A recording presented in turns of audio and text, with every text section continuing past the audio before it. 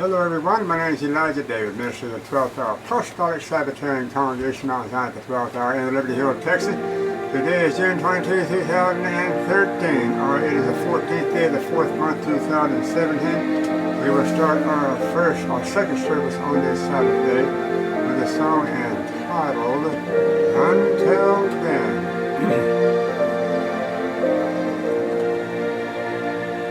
My heart can sing when I pause to remember a heartache here is but a stepping stone along the trail that's winding always upward. This troubled world is not my final. But until then, my heart can go on singing. Until then, with joy I'll carry on. Until the day my eyes behold the city. Until the day your calls me. The things of earth will dim and lose their value if we recall they're borrowed for a while, and things of earth that cause the heart to tremble. Remember there will only bring until then, my heart can go on singing. Until then, with joy I'll carry on. Until that day, my eyes behold the city. Until the day your calls me home. This weary world, with all its toil and struggle, may take its toll of misery and strife. The soul of man is like the waiting falcon, but its relief is destined for the sky. But until then, my heart will go on singing. Until then, with joy I'll carry on. Until the day my eyes behold the city. Until the day your calls me home. Hello everyone, once again this is Elijah David. We're going to continue on with our series, Yashua's second coming, signs of the Yashua's second coming. There's a lot of signs to be dealt with, and actually, while we're on the subject, I'd like to pull up some scriptures that has to do with the word sign, just singular by itself. And let's see what we can find out here.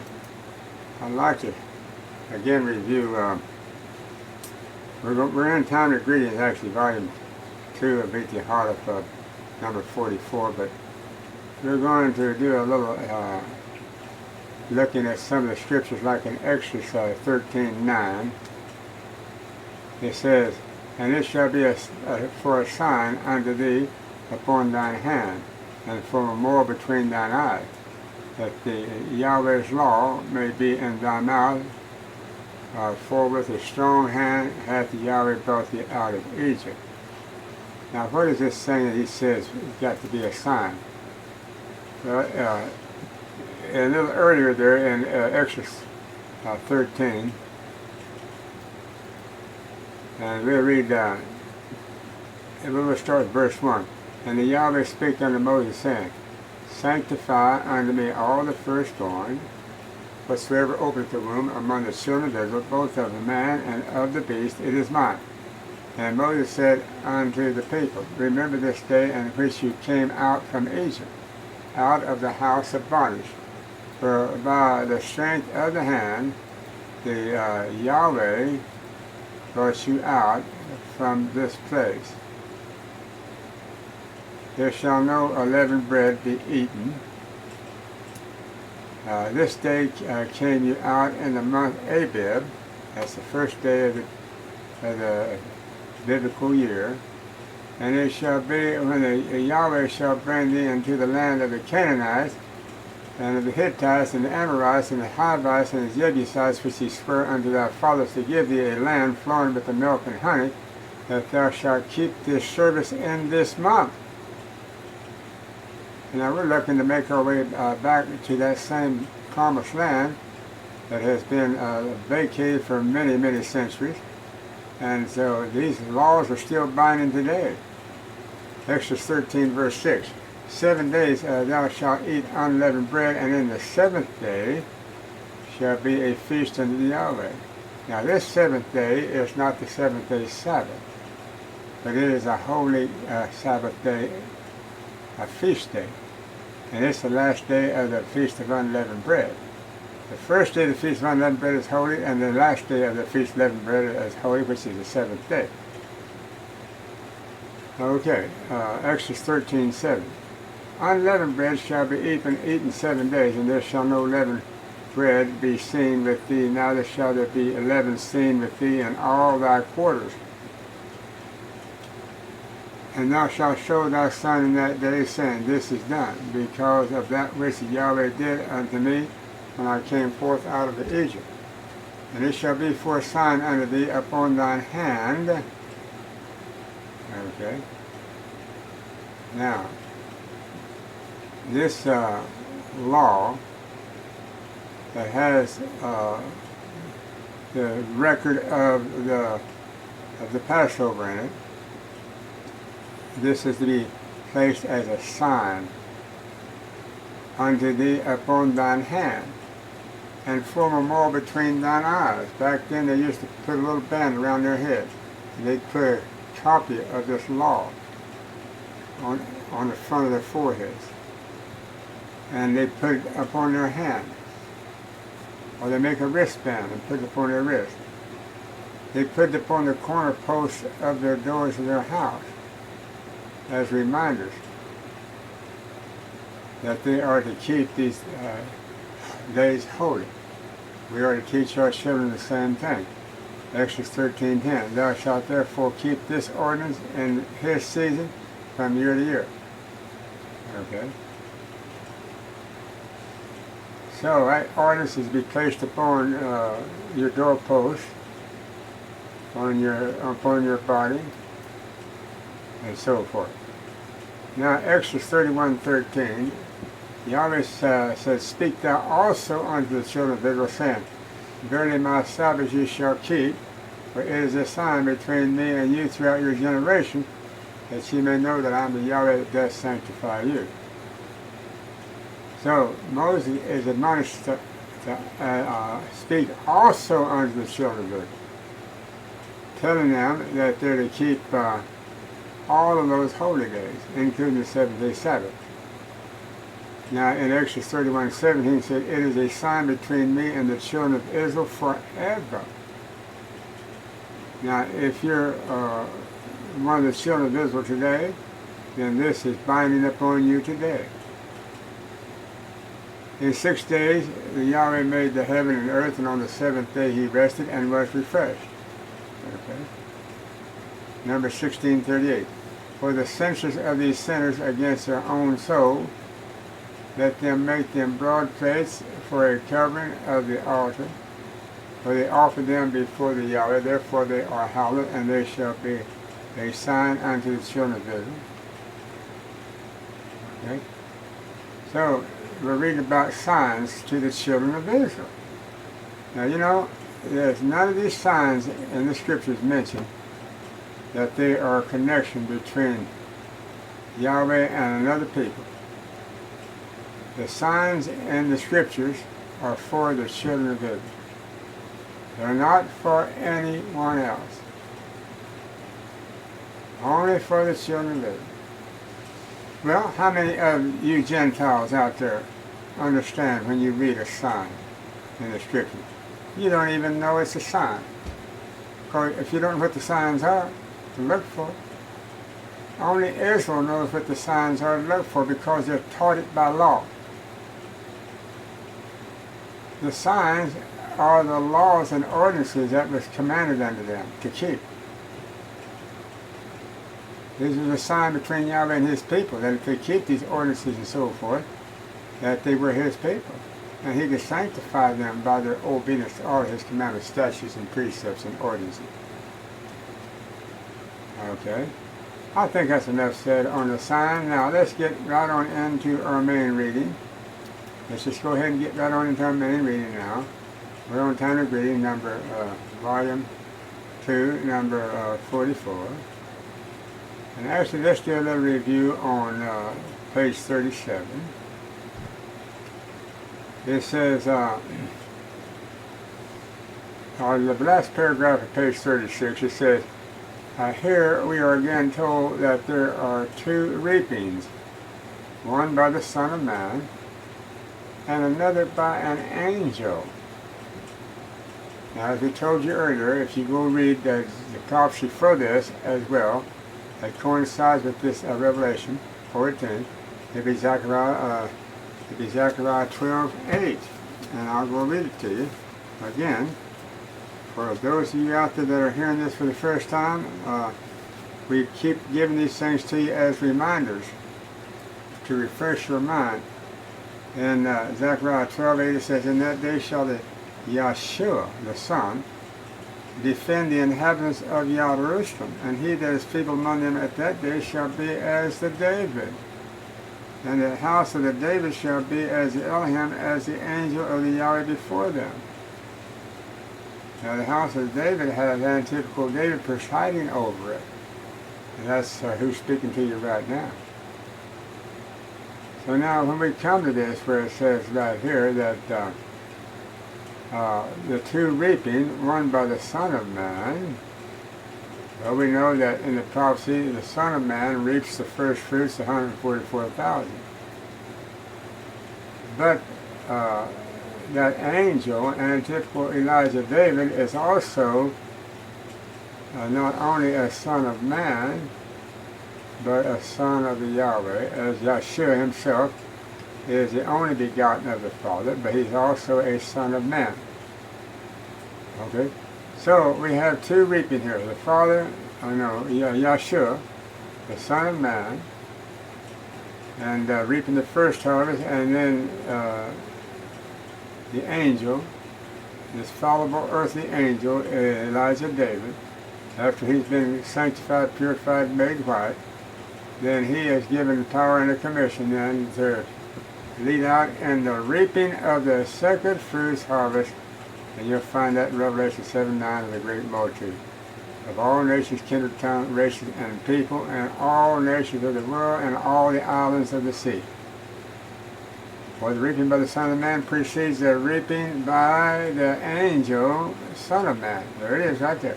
Therefore gathers the first fruits, and the angel gathers the second fruits. Now how convenient is this? The house confirmed exactly what I had just stated, even though I'd read this before.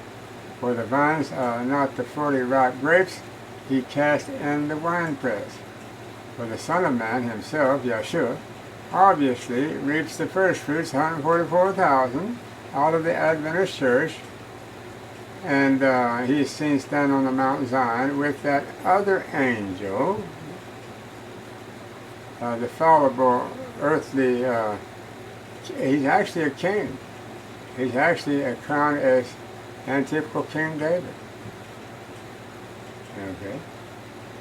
Because his servants figuratively, the angel of the church of the Laodicean, Okay. Because his servants, and now, B.T. Harder says, because his servants, and he says they're figuratively of the angel. Well, you can't put an S on servants and make them a symbol of a singular person. So, let's look at that again. Let's read that again. For the Son of Man obviously himself reaps the first fruits because his servant, Brothers W. Johnson, figuratively speaking, is the angel of the Church of the Latter-Saints, Adventist, in the 11th parabolic hour. And the 11th parabolic hour ended in Kermit, Texas, 2002, 2003. The reason I say 2 and 3 is because it took a whole year for that to close down at Kermit, Texas. Started at the Passover 2002, ended at the Passover 2003. Okay. Are in no condition to do such a work. And now he uses that plural verb are, and we use the singular term servant and the singular term angel, talking about one person. And now we're going to use a singular verb, and we're going to put that in the place of are. Is in no condition to do such a work, for they themselves are wretched and miserable and poor and blind and naked, and know it not. Okay, let's do that again. For his servant, angel of the Church of the Latter-Saints, SDA, is in no condition to do such a work. For he himself is wretched and miserable, poor, blind, and naked, and know it not. Revelation 3:14-18. Now keep this in uniformity here. Singular. If it's talking about one person, then it's talking about one person all the way.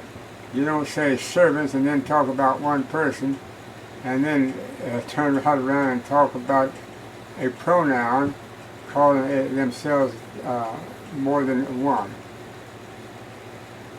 You see, this is the kind of language I'm having to straighten out here in the spirit of prophecy of the latter rain of truth laid down by the B.T. Harlow. I had to do this also for the Brother Johnson and for anybody's writings that I have to upgrade. I do that. I do that with Ellen G. White's writings. Okay, so now it says, looking down unto this very time, the spirit of prophecy is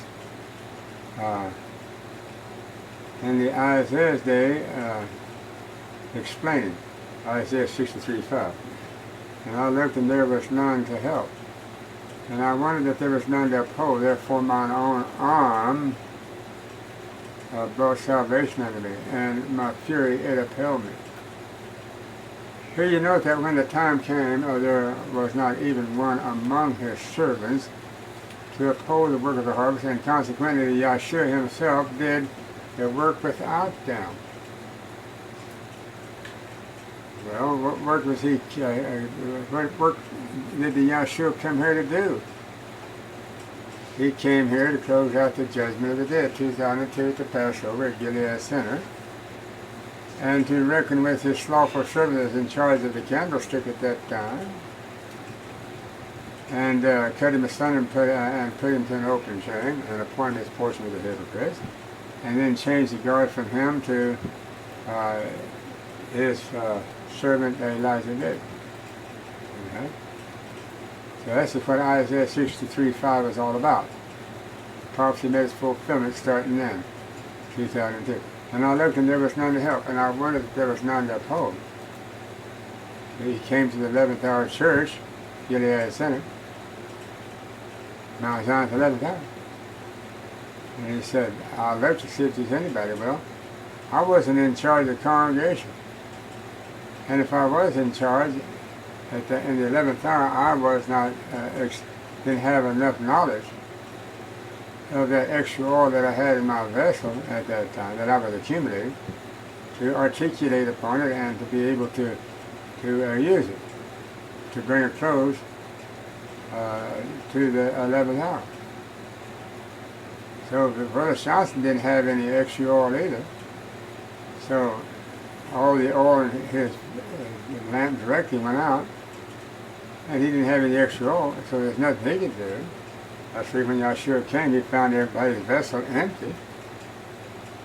And the one that had the extra oil in it was Elijah David, and that was reserved for the 12th hour, and we were in the 11th hour at that time. So that's when he said, I looked and there was none to help. I wondered if there was none to uphold, therefore mine own arm brought salvation unto me, and my fury it upheld me. So Yashua had indignation over this thing when he came and saw what was going on. So he said he did it himself. But he used Elijah David and my wife and Alan DeLong as his helpers to expedite the closing of the 11th parabolic hour in Kermit, Texas, and the judgment of the dead, and to usher in the judgment of the living with the opening up of the 7th seal, Revelation 8, closing the 6th seal. In other words, the book of the 6th seal had already been investigated since 1844. All the names in that book had been decided for life or for death. Close that book. And incidentally, that was a book that had all of our names in it. Up to 2002.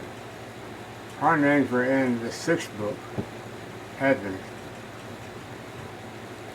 Okay, so the investigation was over in 2002 for that 6th book of the seal. And only those who came through the judgment in 2002, that had their names retained in the Lamb's Book of Life, got their names transferred into the book of the 7th seal. Okay? And that's why we're here today.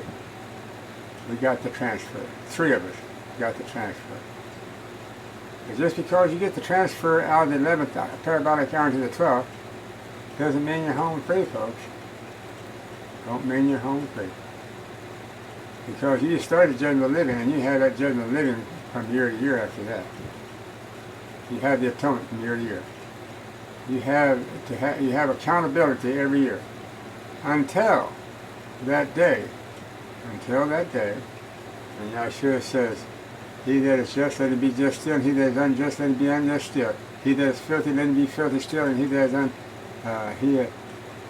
is clean, let him be clean still. Okay? Until that day. How will that day come where we will be forever shut in, where we will never taste sin and never ever want to sin again? Well, that's a step higher on the ladder, folks. We haven't reached that step yet. But this is where we're headed. We're taking one step at a time on the ladder. All right, now, looking down unto this very time, the spirit of prophecy in the Isaiah is with the declaring. Isaiah 6:3-5, I already read that to you. I left and there was none to help, and I wondered if there's none to uphold, therefore mine own arm brought salvation unto me, and my fury upheld me. Okay, now, who is Yashua's arm today? The house of David. Okay, now he's purifying and sanctifying this house. He's sitting as a refiner and purifier of the silver and gold. And matter of fact, I'll turn to that right now and read to you in Malachi chapter 3. This is what's going on now. Malachi chapter 3. And it says, behold, I will send my messenger, and he shall prepare the way before me. This messenger now is just like John the Baptist in his day. He was a messenger of the covenant that Yashua, Yahweh the Father, sent to prepare the way for his son back then. Okay, so we have an typical John the Baptist today, that's in the spirit and power of Elijah, and that's the one speaking to you right now. And he's also the messenger of the covenant, because I had that commission passed on to me from John the Baptist. John the Baptist had that commission passed on to him from Elijah the Tishbite of the Old Testament. I will send my messenger, he shall prepare the way before me, and the Yashua, whom ye seek, shall suddenly come to his temple, even the messenger of the covenant, whom ye delight in. Behold, he shall come, saith Yashua of hosts. This is Yashua speaking. But who may abide the day of his coming, and who shall stand when he appeareth? For he is like a refiner's fire, and like the fuller's soap. And he shall sit as a refiner and purifier of silver, and he shall purify the sons of Levi, and purge them as gold and silver, that they may offer unto the Yashua an offering in righteousness. Now Yashua is sitting upon his throne as prophet, priest, and king, and now they're coming to worship him and make offerings unto him. Once Yashua comes back and takes his rightful position upon the throne of David here on earth, the everlasting kingdom of the heaven, sit up right here on earth. Yashua sitting upon the throne of David in it. And now, all the world pays dues unto the Son. He's earned that right.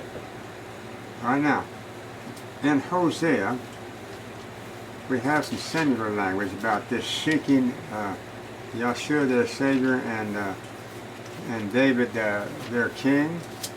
We just might turn to that right now, Hosea chapter 3. And let's read that. Let's read verse 1 through 5. Then said the Yahweh unto me, Go ye, love a woman, beloved of her friend, yet an adulteress according unto the love of the Yahweh, toward the children of Israel, who look to other gods and love flagons of wine. So I brought her to me for 15 pieces of silver, and for an homer of barley, and an half homer of barley. And I said unto her, Thou shalt abide for me many days. Thou shalt not play the harlot, and thou shalt not be for another man, so will I also be for thee. He's talking about the house of Israel. Okay, back then. And for the children of Israel shall abide many days without a king, and without a prince, and without a sacrifice, and without an image, and without an ephod, and without teraphim. Afterwards, though, shall the children of Israel return and seek the Yashua, their Savior, and David, their King, and shall fear the Yashua and his goodness in the latter days. Okay, does that sound like familiar language that I was just reading to you about here in Malachi chapter 3, where it says, and the Yashua whom you seek shall suddenly come to his temple? Where's his temple found out? Well, as I told you earlier there in Luke 1:32, we might just go ahead and read that also. I've told you many times before about this here throne of David that Yashua is given. And it says right there in Luke 1, let's read verse 31, And behold, thou shalt conceive in thy womb, and bring forth a son, and shalt call his name Yashua. This is angel talking to Mother Mary. He shall be great, and shall be called the Son of the Highest. And the Yahweh Elohim, the Father, shall give unto him, his son, the throne of his earthly father David. Okay. Well, I'm a son of David. Yashua is the son of David. I'm a son of David. That's the reason why I'm sitting upon his throne, visibly. And incidentally, this is the same throne that Yashua is going to sit upon. Okay? And no doubt, he's sitting upon it invisibly right now. Because he's the one communicating to this office every day. Now, people said Yahweh is the one that was in that pillar of fire by day above the children of Israel when they came out of Egypt. Peter over there in Corinthians, he is 1 Corinthians, he says that Yashua was that rock that was in that pillar of fire by day, leading the children of Israel out of Egypt. Okay. Well, he was sitting upon the throne in that cloud above the children of Israel, down on the ground. But Moses was sitting in that seat on earth, occupying the same seat that Yashua was occupying in those clouds. Well, all right, let's just see about that. And Yashua was communicating daily with Moses, from his seat to Moses' seat. And right there in Exodus chapter 7, he says right here, okay, he says, and the Yahweh said unto Moses, see, I have made thee a God unto Pharaoh, and Aaron thy brother shall be thy prophet. And thou shalt speak all that I command thee, and Aaron thy brother shall speak unto Pharaoh, that he send the children of Israel out of his land. Right? Now let's look at this again. Exodus 7 verse 1. If it's Yashua in that cloud communicating with Moses, let's read it in that vernacular. And the Yashua said unto the Moses, see, I have made thee a deity unto the Pharaoh, and Aaron thy brother shall be thy prophet. Okay? So Yashua is in charge of all earthly events since the Garden of Eden after man sinned. Okay?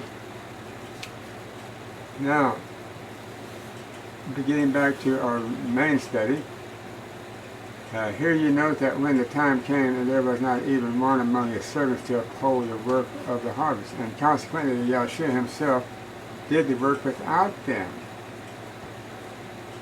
For the second reaping, however, he uses the godless servants, the first fruits, 144,000, as prefigured by the angel with the sharp sickle, Revelation 14, 17, and 18.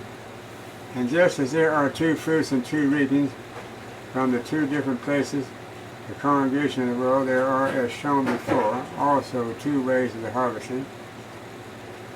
At the first, the bad are cast from among the good, and at last the good are called out from among the bad. These are some of the signs and events that precede the kingdom of the glory by the second coming of Yashua. Then too, there are other signs, the first of which is seen from the pillar of Matthew 25. Now here we're going to get into that 10 virgins again, and this is very interesting. Matthew 25, verse 1 to 12. Then shall the kingdom of the heaven. Now this kingdom of the heaven is this kingdom of David that is visible, that is yet invisible to the world at this time, but it has its headquarters right out here in Liberty Hill, Texas.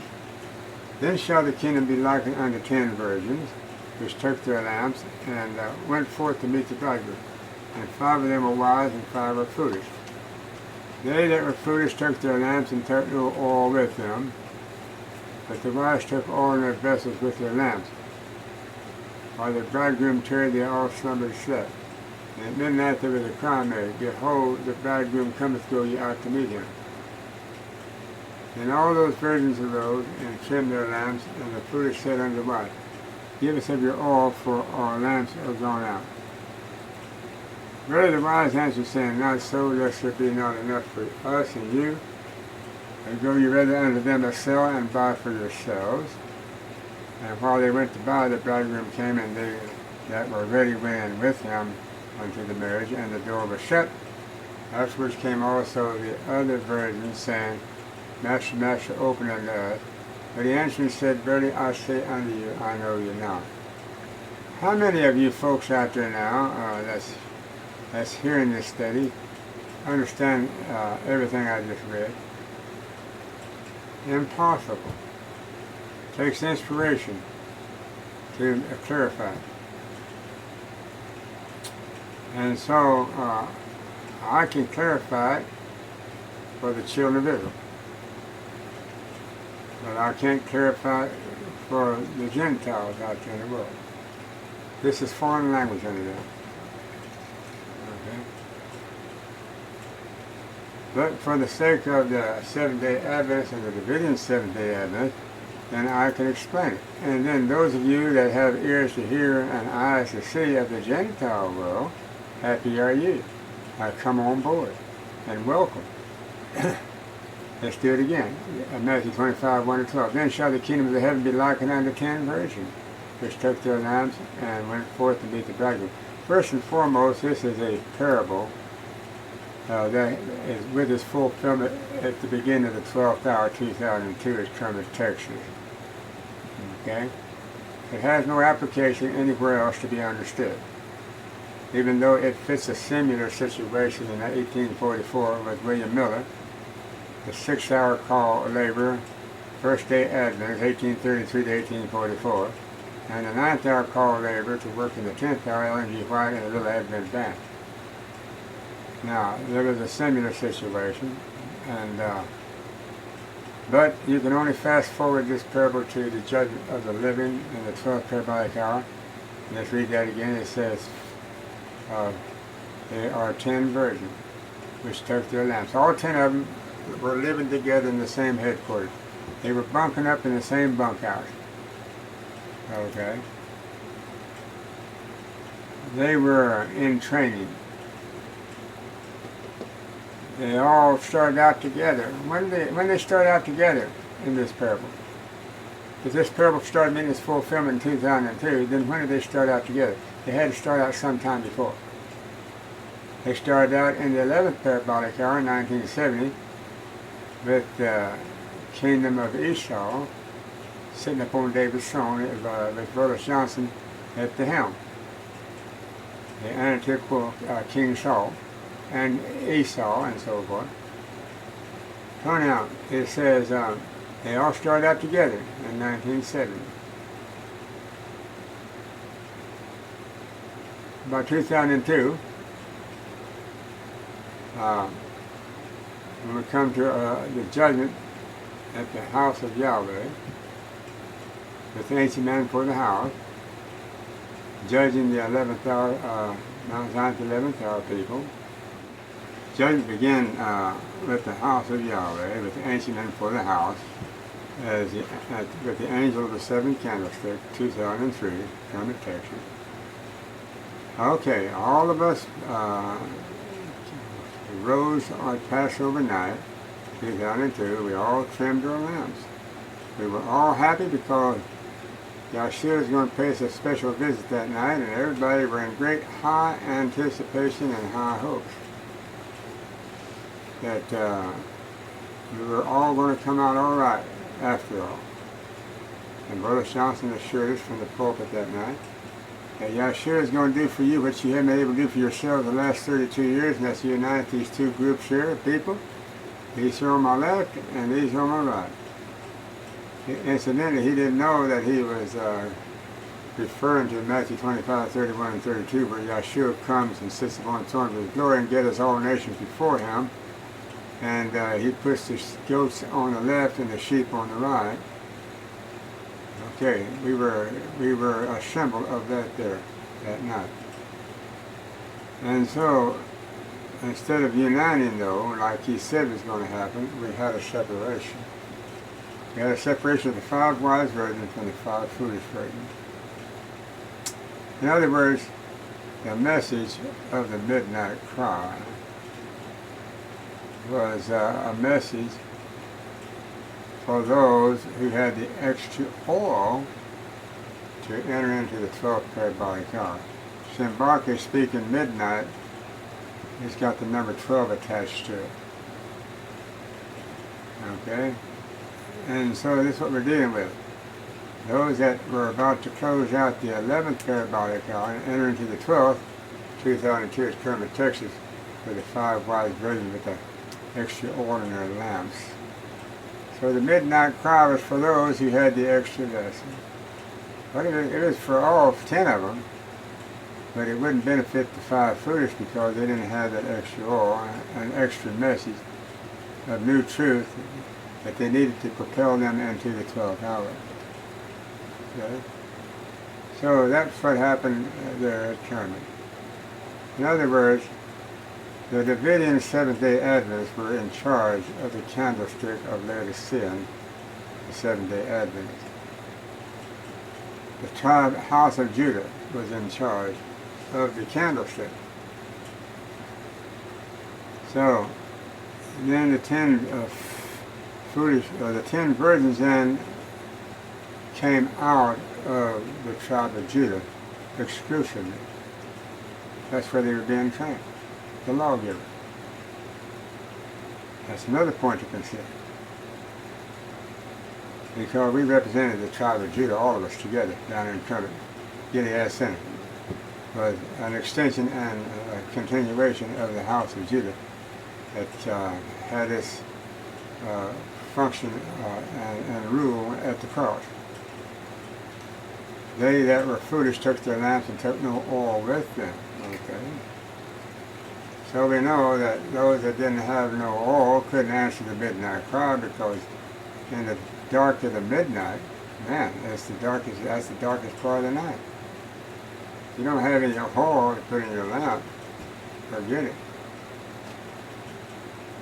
Okay. But the wise took oil in their vessels with their lamp. Okay. So that was the house of David, the one that came through as a wave sheaf offering. Willis Johnson represented the house of David with Mount Zion's 11th hour. But the wave sheaf offering is represented by the house of David that come out of her. As Elijah David at the helm of it. While the bridegroom tarried, they all slumbered and slept. And at the midnight there was a cry made, Behold, the bridegroom cometh, go ye out to meet him. Well, the only one that could go out to meet him was those that had the extra on the vessel, and they had to be of the house of David directly. And they had to have antithetical David leading the way. So now, in 2 Corinthians, I believe it's 2 Corinthians, chapter, I think it's chapter 6. I believe it is. Oh boy. Okay, let's see here. Let's deal with the part where Paul is admonishing them to come out from among them and be ye separate, touch no unclean thing, and I will receive you. And I believe it's in 2 Corinthians chapter 6, possibly starting with 14. But be ye not unequally yoked together with unbelievers. For what fellowship hath righteousness with unrighteousness, and what communion hath light with darkness? And what concord hath Yashua with Belial? Or what part hath he that believeth with an infidel? And what agreement hath the temple of Elohim with idols? For ye are the temple of the living Elohim, as Elohim hath said, I will dwell in them and walk in them, and I will be their Elohim, and they shall be my people. Wherefore come out from among them, and be ye separate, saith Yashua, and touch not the unclean thing, and I will receive you. Okay? So that call was given to us to come out from Gilead Center, Mount Zion's 11th hour in 2003. Come out from among. That's exactly what we did. We came out from among them. And we left them right there in their church building. And we had our church building across the street at my house. We lived right across the street, I did, my wife and I. And this is where we held our services after we came out from among them. Fulfilling this what I just read you. Now, that is a symbol of the bridegroom coming and saying, and there's a cry made at midnight, come out of her, my people. And isn't this amazing? Because at the Passover 2003, and another thing, the call is made at the Passover. Whatever year it's in, is called, the midnight cry is the cry that goes out at the Passover. Midnight, as I told you symbolically speaking, is the 12th parabolic hour. Okay. That's the darkest of the night. And so, as the 11th hour is with the closing out at the Passover of 2003. That's why we were held over from the Passover 2002 to the Passover 2003. But we had to wait until a month later at the time of the second Passover to be thrust out of that locale of Kermit, Texas. So from the time that the cry was made, go ye out to meet him, at the Passover 2002, until we were thrust out of that area, was exactly 13 months later. The second Passover. Now the second Passover is in the law of Moses, and it's there for a reason. It's for all of those who couldn't partake of the first one, that were unclean or that was in journey or something was wrong, and it's also for the Gentiles out in the world that have joined themselves to the house of Israel. It's for the world, essentially, as well as those who couldn't make the first one for some reason. Okay. So now, let us get back to our parable here in Town of Reading, volume 44. Volume 2 and number 44. In this parable it is seen that the congregation is likened unto 10 virgins, 5 of whom do not avail themselves of the extra oil, special truth for this time. That is, these 5 do not give heed unto the truth of the judgment of the living, the separation and purification of the congregation, when the cry is made. Behold, the bridegroom cometh, go you out to meet him. All 10 virgins see that the light of their lamps is going out. They see that the message of the judgment of the dead is passing. Quickly then, the 5 wise virgins refill their lamps with the extra oil which they have stored in their vessels, and go on to meet the bridegroom. But the 5 foolish virgins, those who thought there was no need for the extra oil, no need for an extra message, the message of the judgment of the living, find themselves in the gross darkness. Yes, they find themselves without the light which the message of the judgment of the living unfolds. Upon discovering their foolish neglect, they rush to obtain all light on the subject. But in the meantime, the door has been shut. Probationary time for the virgin, the church has closed. And actually that's probationary time for the 5 foolish virgins. Probation is closed. So when did probation close for the Seventh-day Adventist Church and the terrors that represents the 5 foolish virgins in her midst? Closed in 2003. Officially at the Passover 2003. The reason I know, we have a prophecy there in Zechariah 3 says that land is going to be cleansed. No, that's what it's going to be. Zechariah 3 talks about a day for a year that he's going to be in cleansing the land. Now it says that for behold, the stone that I have laid before Joshua, upon the one stone shall be 7 eyes. Behold, I engrave the graven thereof, saith the Yashua of hosts, and I will remove the iniquity of that land in 1 day. Ezekiel 4 says you use a day for a year of symbolism. Okay? So, this prophecy began to unfold at 2002 at the Passover. It opened up then, 2006. And it culminated at the Passover at 2003. How do I know? I thought that the atonement and the solemn assembly of 2002 was all over for Gilead Center. And technically it was. Because the book work has been finished for that movement. Those that are righteous, let them be righteous still, and those that are unrighteous, let them be righteous still. Now this is where that statement fits in at. He that is righteous, let him be righteous.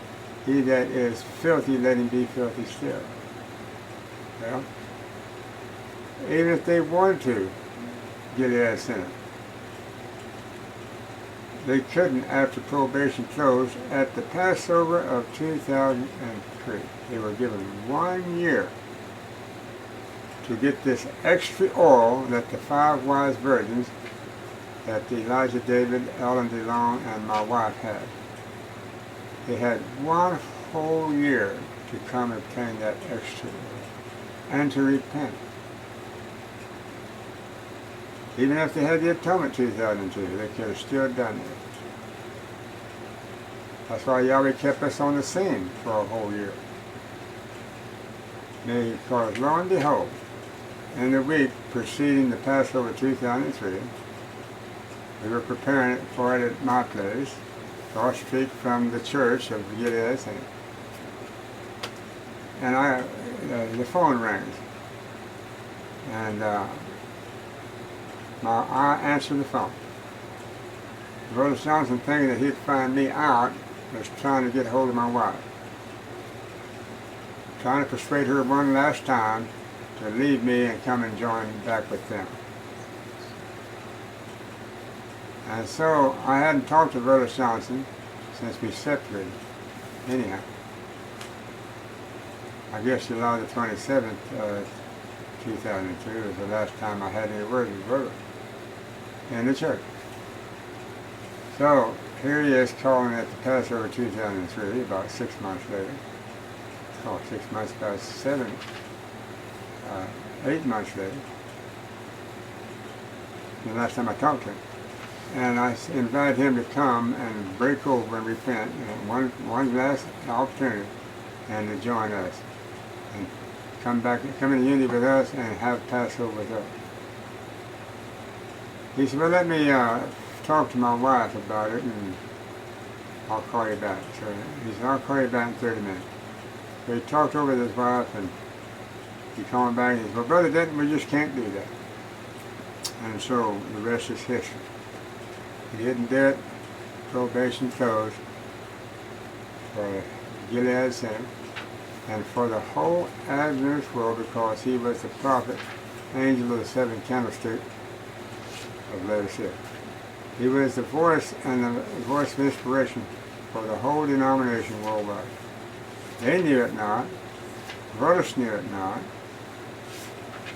but Yahweh knew it, and he revealed that information to me later on. Okay. So now we look like running out of time again with our study. But so now it says right here that when the cry is made, behold, the bridegroom cometh, go ye out to meet him. All 10 virgins see that the light of their lamps is going out. I done read that to you. And so it says right here, but the 5 foolish virgins, those who thought there was no need for the extra oil, no need for the extra message, the message of the judgment of the living, okay, find themselves in the gross darkness. Yes, they find themselves without the light, which the message of the judgment of the living unfolds. Upon discovering their foolish neglect, they rush to obtain the oil, light on the subject, but in the meantime, the door has been shut, probationary time for the virgin. The church is closed. They call for the admission. They are politely told by the Yashua himself, I know you not. For the sign of the coming kingdom, here we deal with the sign again, folks, which this parable brings forth is obviously the special message, the extra oil. And if you don't know the prophet that has this extra oil, then you will never learn that it is even a sign. This extra oil is in the scriptures as a sign for somebody special, okay, which announces the judgment of the living. So I'm the one that was given the date to start the judgment of the living, 2002. Okay, for the message which awakens the open-hearted truth seekers and which dooms the opposers, the hypocrites and lukewarm in the Gilead Center at Kermit, Texas, from 1970 to 2003, those who are satisfied and think themselves rich and increased with goods in need of nothing, in need of no time to truth, those who never awake unto the fact that they are absolutely destitute. Mind you, these are not words. Read what the Yashua says unto Laodicea. Revelation 3:14-18. And unto the angel, Lotus W. Johnson, of the church of Gilead Center at the Kermit, Texas, angel of the Laodiceans of the Adventist Church, respectively, and the Davidians, Seventh-day Adventists, respectively. These things, write these things, saith Yashua, as a faithful and true witness. And Yashua is his faithful and true witness that's speaking here. And then you find that in Revelation 1:5 that he is his true witness. As the beginning, he is the beginning of the creation of the Yahweh, his Father. I know thy works, that thou art neither cold nor hot. I would that thou wert cold or hot. So then, because thou art lukewarm and neither cold nor hot, I will spew thee out of my mouth. Because thou sayest, I am rich and increased with the goods, and have need of the nothing, and knowest not that thou art wretched and miserable, and poor and blind and naked. I counsel thee to buy of me gold tried in the fire, that thou mayest be rich, and white raiment, that thou mayest be clothed, and that the shame of thy nakedness do not appear, and anoint thine eyes with eye salve, that thou mayest see. Okay. Well, what do we make of it, folks? It's later than we think. Okay, so now we're going to have to draw attention to this sermon once again concerning of the 10 virgins. And people need to know this information. I'm going to encourage everybody out there in the world. Now, Israelites and Gentiles alike can understand now for the first time, start to understand for the first time about the parable of the 10 virgins. And so, having said all that, we're going to bring this study to a close with a song entitled Down at the Cross.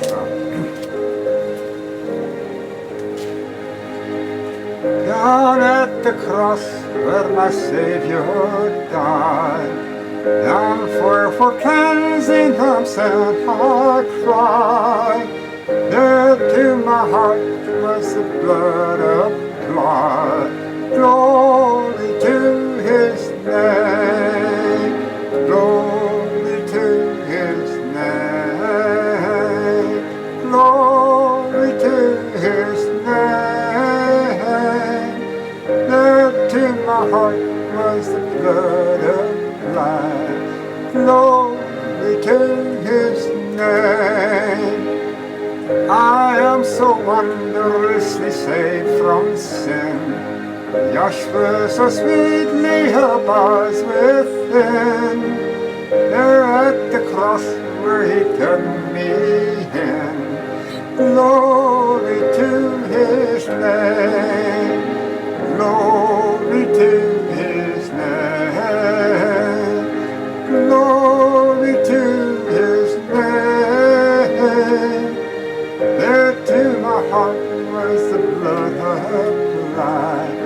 Glory to his name. Oh, precious fountain that saves from sin. I am so glad I have entered in. There Yashua saves me and keeps me clean. Glory to his name. Glory to his name. Glory to his name. There to my heart was a blood applied. Glory to his name. Come to this fountain so rich and sweet. Bless the poor soul at the Savior's feet. Plunge in today and be